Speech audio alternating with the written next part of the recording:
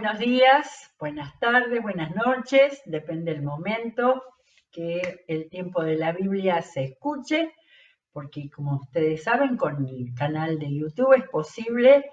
Este programa en pocas horas ya está subido al canal, así que se puede escuchar en cualquier momento en el mismo día o en la sección videos.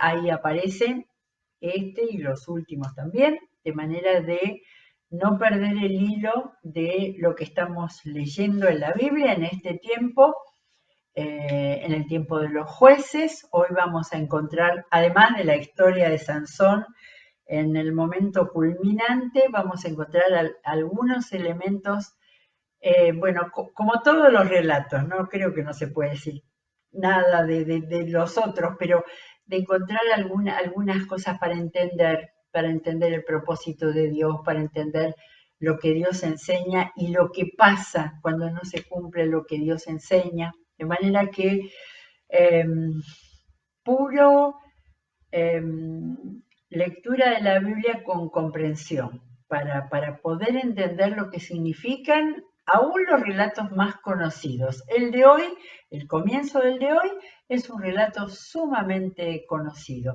Y vamos a llegar hasta el fin de este capítulo y el fin de Sansón, y quizás podamos tener tiempo para empezar con lo próximo que viene. Bueno, vamos al 16, creo que habíamos leído un poquito, pero vamos a leer de nuevo para unir. Un día Sansón fue a Gaza, donde vio a una prostituta, entonces entró para pasar la noche con ella. Al pueblo de Gaza se le anunció: Sansón ha venido aquí. Así que rodearon el lugar y toda la noche estuvieron al acecho junto a la puerta de la ciudad. Se quedaron quietos durante toda la noche diciéndose: lo mataremos al amanecer. Pero Sansón estuvo acostado allí hasta la medianoche, luego se levantó y arrancó las puertas de la entrada de la ciudad junto con sus dos postes. Hago la muestra así como si yo pudiera levantar algo, junto a los dos postes con cerrojo y todo. Se las echó al hombro y las llevó hasta la cima del monte que está frente a Hebrón. A Hebrón, la ciudad en el territorio de Judá, en territorio israelí. Quiero conectar con lo último que leímos en el capítulo 15, que era: Sansón gobernó a Israel durante 20 años en tiempo de los filisteos. Entonces, cada uno de estos hechos que nos han quedado en la narración son algunos de los hechos que debía haber pasado en la vida de Sansón. Y claro, me choca, no sé, no está bien decir me choca, pero me llama la atención la palabra gobernó. Si no hemos visto en él ningún acto de gobierno con respecto a los suyos de la tribu de Dan, ni los vecinos de la tribu de Judá, salvo su mandato de guerrero para librarlos de los filisteos. Eso era el significado. Ahí me paro en la palabra gobernó, pero además 20 años, ¿sí? Pareciera que esto pasó inmediatamente después de lo anterior que leímos en el capítulo 15, pero debe haber habido muchos otros episodios de este tipo que no quedaron, pero que nosotros sabemos que yo he ido subrayando, ¿no? Cuando en el 15 dice nuevamente: en ese momento el Espíritu del Señor vino sobre él, pudo desatarse de las sogas con las cuales lo habían atado los de Judá, recordemos. Ahora después lo pasamos, como pasa muchas veces con los relatos, ¿no? Cuando ese momento que tuvo sed y oró al Señor. O sea, no sé si me equivoco, pero hasta aquí era el único momento en que había orado al Señor. Y creemos que Él tuvo siempre en su vida, en su mente, la claridad de lo que estaba haciendo. con esa fuerza que Dios le había dado y que Dios era el que hacía la obra cada vez, porque así dice la palabra, que él estaba haciendo eso para salvar a su pueblo, ¿sí? De manera lo tenemos todo como una novela, pero este momento clamó a Dios cuando tuvo sed. Podía desatarse, hacer cualquier esfuerzo físico impresionante, pero tuvo sed y ahí la fuerza no le alcanzaba. Ahí lo único que podía servir era la ayuda de Dios, ¿no? Entonces dice Dios, capítulo 15, 19, abrió una hondonada que hay en Leí y de allí brotó agua. Sansón la bebió, recobró sus fuerzas y se reanimó. ¿eh? No era un robot con fuerza permanente, no, no, no. Tenía el momento de la fuerza especial con ese cuerpo que Dios le había dado, pero con el Espíritu de Dios que va marcando, que obró sobre él. Pero ante la necesidad física más elemental, pidió a Dios y Dios hizo un nuevo milagro de abrir una hondonada y él poder tomar agua. Gracias a Dios que este hecho nos quedó también para entender todo el marco de esta historia tan fuera de lo común de Sansón. Bueno, muy bien. Entonces, lo vemos después de esa noche que levantó las puertas de la entrada a la ciudad y sigue la historia. Pasado algún tiempo, ¿no? Ahí estamos dentro de esos 20 años, Sansón se enamoró de una mujer del valle de Sorek que se llamaba Dalila. Acá viene la famosa historia de Sansón y Dalila, ¿no?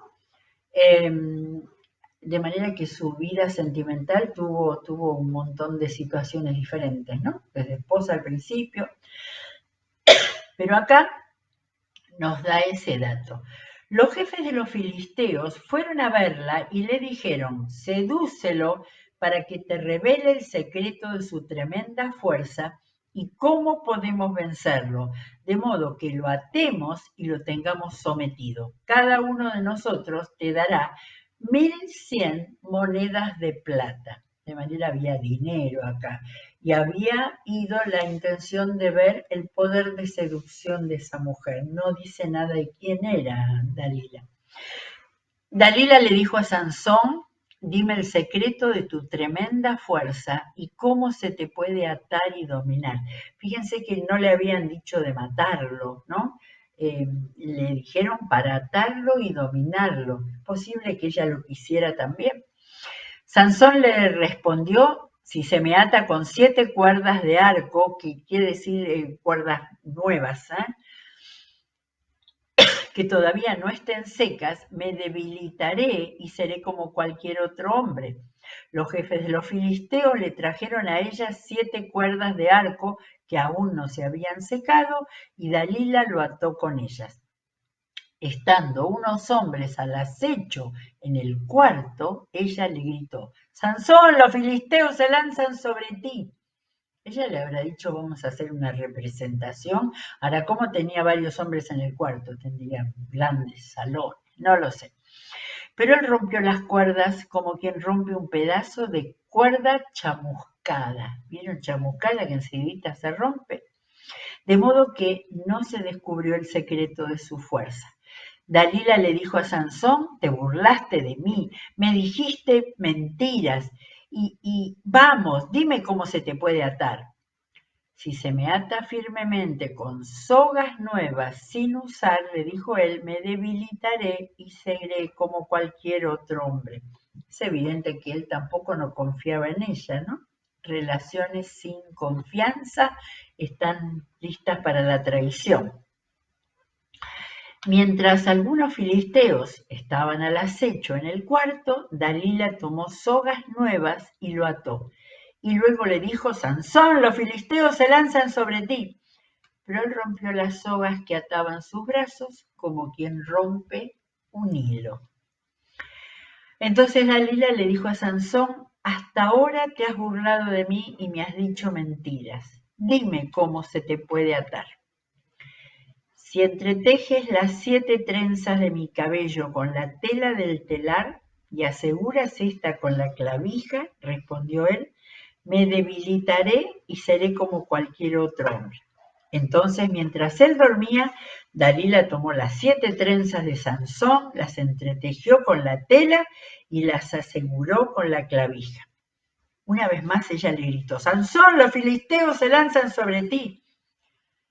Sansón despertó de su sueño y arrancó la clavija y el telar junto con la tela. Me duele un poco de imaginar los tirones, ¿no? Pero bueno, lo pudo hacer. Entonces ella le dijo, ¿cómo puedes decir que me amas si no confías en mí? Ya van 3 veces que te burlas de mí y aún no me has dicho el secreto de tu tremenda fuerza. Como todos los días lo presionaba con sus palabras y lo acosaba hasta hacerlo sentirse harto de su vida, al fin se lo dijo todo. Nunca ha pasado navaja sobre mi cabeza, le explicó, porque soy nazareo, consagrado a Dios desde antes de nacer. Me hace pensar que nunca había hablado con ella, ¿no? De su origen, de haber sido consagrado a Dios, de lo que había significado el llamado que sus padres habían tenido con él, ¿no? Es decir, tomando al humano acá, ¿no? Al Sansón humano.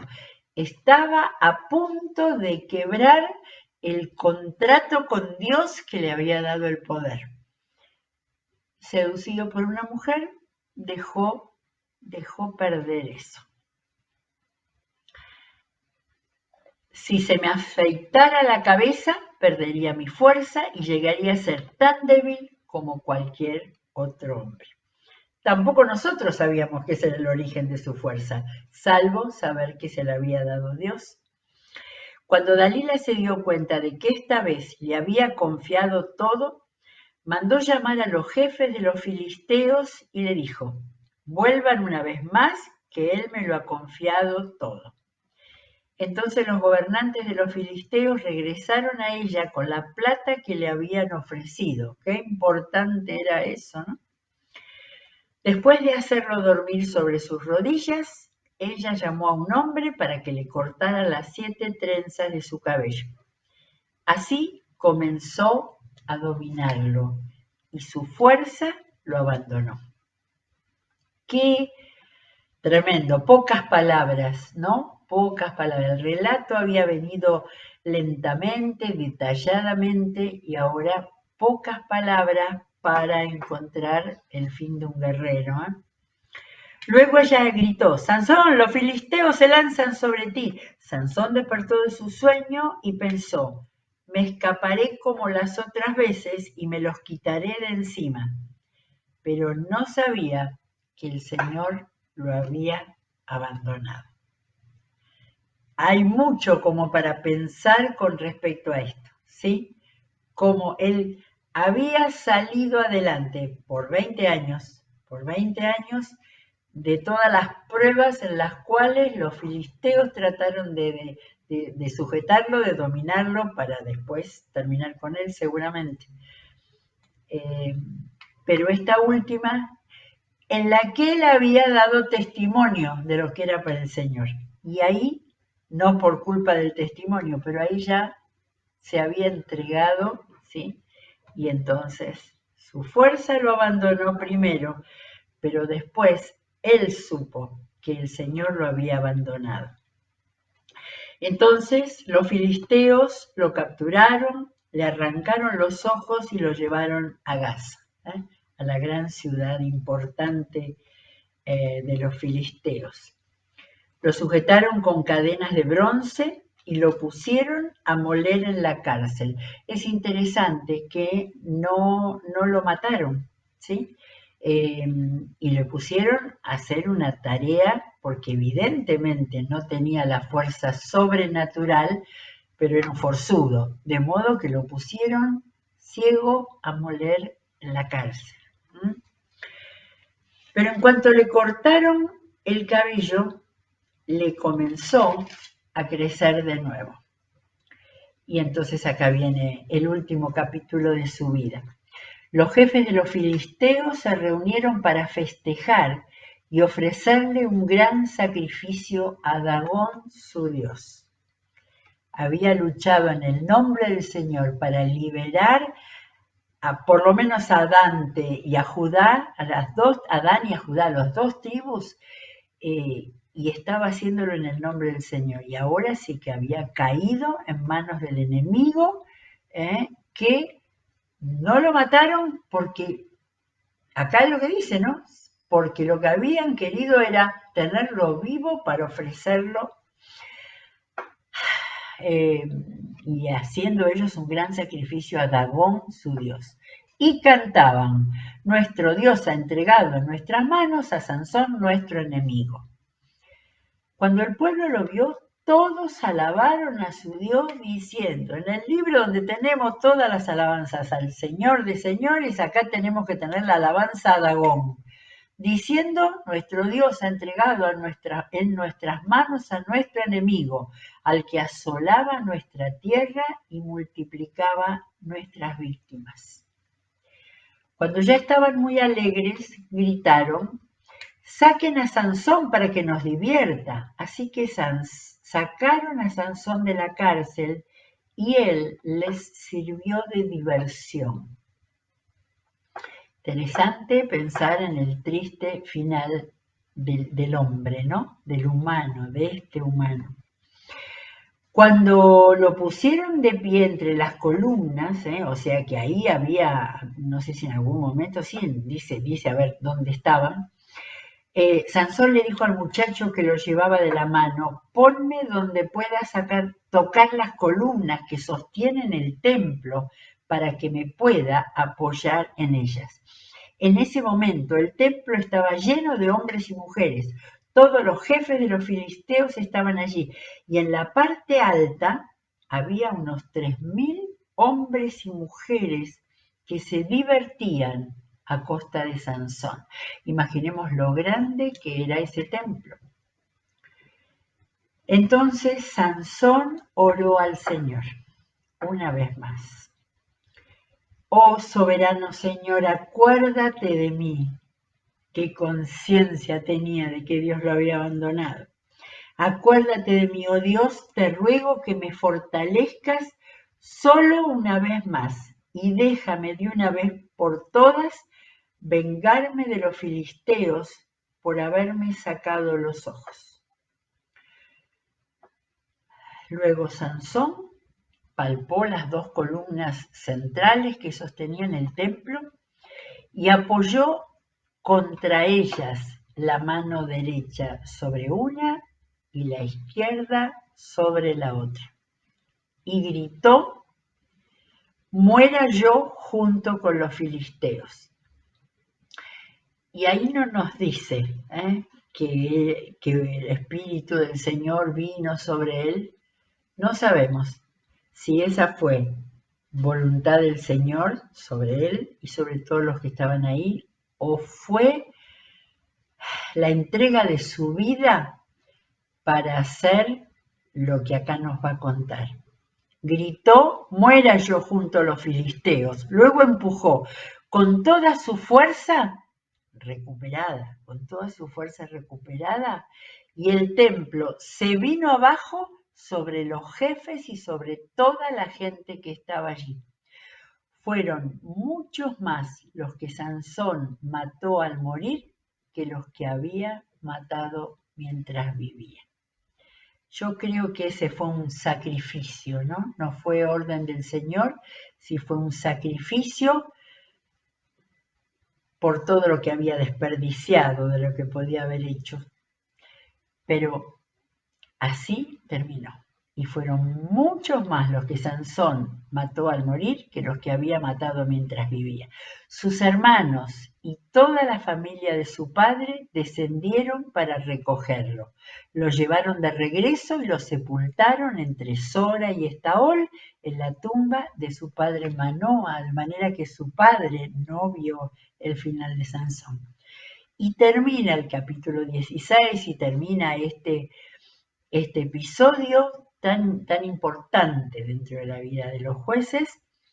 Sansón había gobernado Israel durante 20 años, ¿sí? Y de acuerdo a todo lo que fuimos sacando, había salvado a Israel durante 20 años. Y nosotros que nos manejamos con mapas, hablamos de que había salvado a las tribus cercanas a Filistea.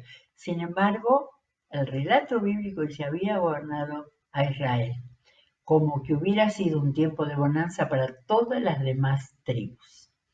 Muy bien, vamos al comienzo, vamos a empezar, creo que vamos a poder llegar al capítulo 17, donde cambia completamente. Acá no tenemos historia de jueces, entiendo si no me equivoco, pero tenemos otro tiempo dentro de esa época que entre Josué, en las manos de Dios la conquista, y con Samuel, con el alineamiento de nuevo con Dios y con la guía de Dios, pasan cosas como estas. En la región montañosa de Efraín había un hombre llamado Micaías, quien le dijo a su madre: con respecto a las 1100 monedas de plata que te robaron y sobre las cuales te oí pronunciar una maldición, yo tengo esa plata, yo te la robé. ¿Qué historia empieza acá, no? Su madre le dijo: que el Señor te bendiga, hijo mío.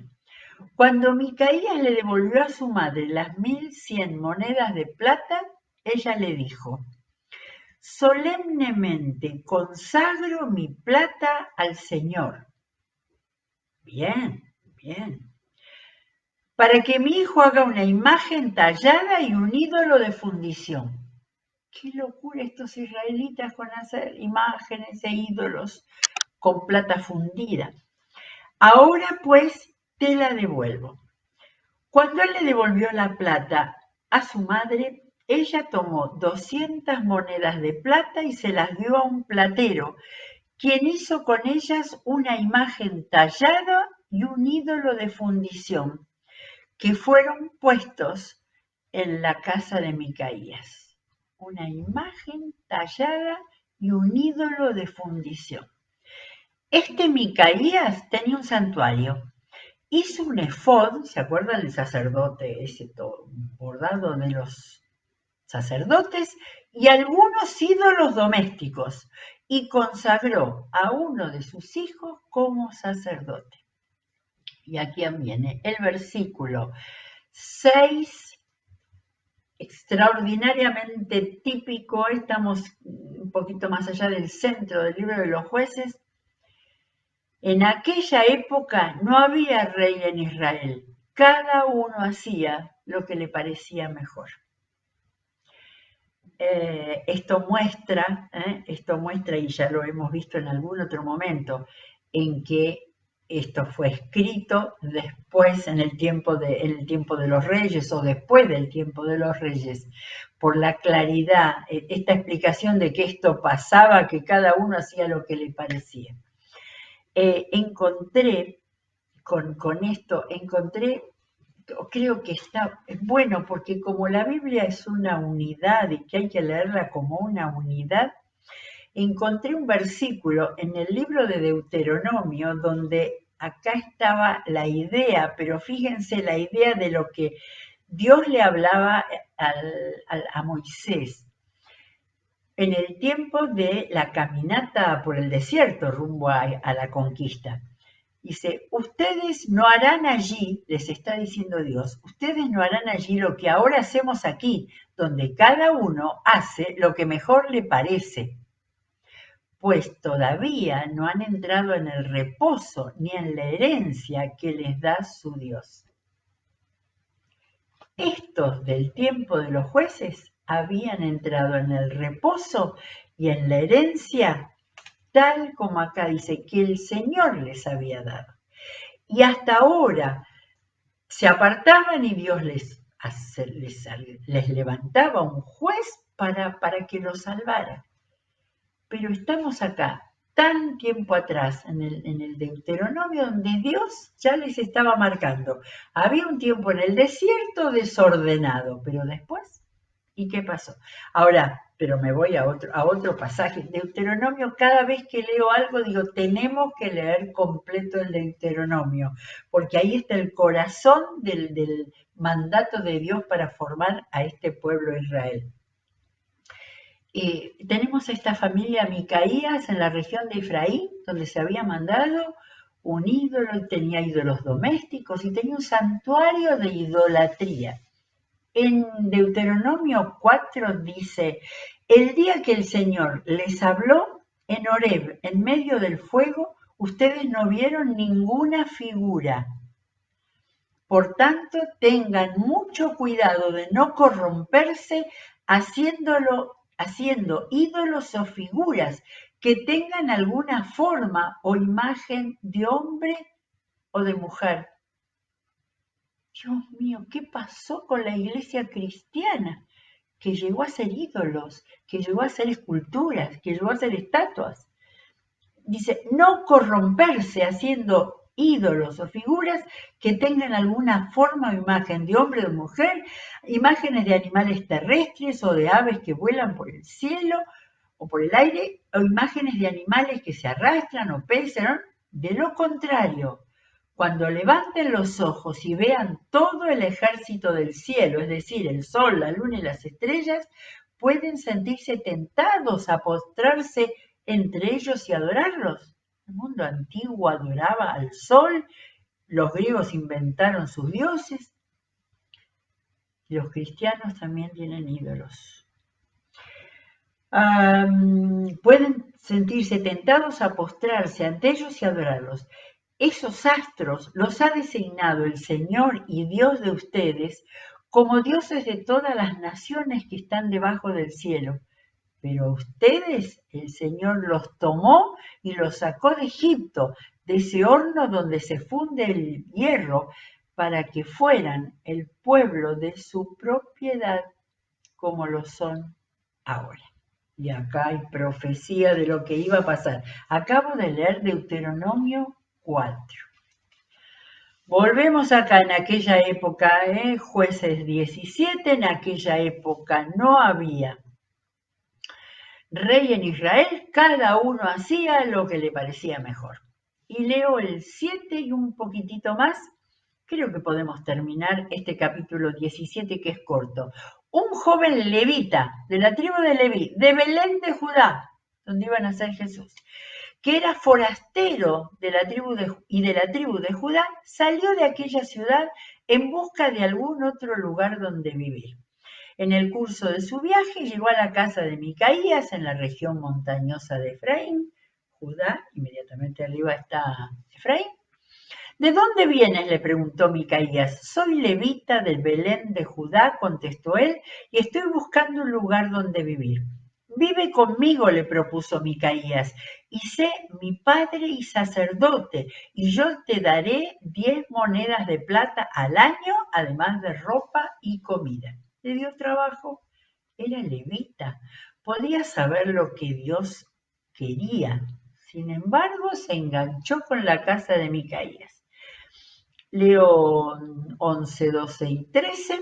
El joven levita aceptó quedarse a vivir con él y fue para Micaías como uno de sus hijos. Luego Micaías invistió al levita y así el joven se convirtió en su sacerdote y vivió en su casa. Y Micaías dijo, ahora sé que el Señor me hará prosperar porque tengo a un levita como sacerdote. ¿Qué tal? Por eso que cada historia que queda en la Biblia es un faro de luz para que revele y muestre, ¿sí? Esto es el más claro ejemplo de la religión, Este hombre había armado en su casa todos los elementos de la religión israelita y aún creía que el Señor lo iba a prosperar por ser religioso. Se había armado un sacerdote, se había armado el santuario y tenía todo lo que creía que era la voluntad de Dios. De manera que, y sigue el 18, el 18 tiene también otro capítulo así tan loco.